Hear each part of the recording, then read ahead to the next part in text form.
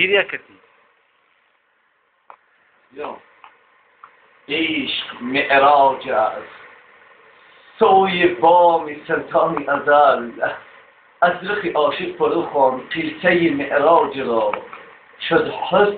چه شد حسنی حقیقت جلوه انگیز چه شد حسنی حقیقت جلوه انگیز محمد دید در آینه خویش ز آغوش احد یک نیم جوشی که بیرنگی لباسی رنگ پوشی والله اعلم بالصواب. آفرین.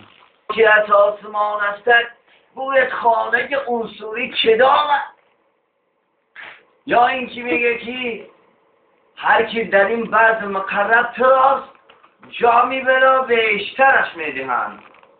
آفرین ماشاءالله. تماشای کهنسال از جوان سنجیده تر باشد ترازوی نگه سنجیست عینک چشم پیران را. قربان. آن که سرگشته اوی در دل بوده است دوره ما لاجرم از قرب منزل بوده است ما عوض در سینه دریا نفس را سوختیم جوهر مقصود در دامان ساحل بوده است. آفرین. به جذبه دوستان زیجان نتوان رفت هر راه که نیست رهنما نتوان رفت تا دانی ناخوانده به خانه خدا نتوان رفت. جذاب دلپسند.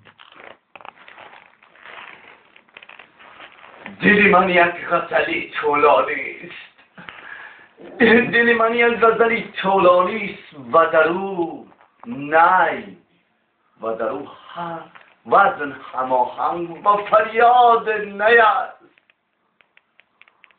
مشنود نی نوای بینواست بشنو از دل مقامی کبریا. آفرین. مای اگر ندارید هر گل از خارس ابراهیم از آذر. بچه پول بلنده پول بلنده آواز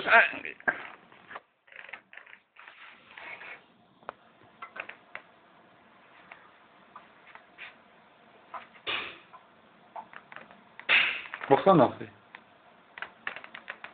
خورشید که با حماسه نور شاهنامه روز را یار است با زرحل ناب در خط او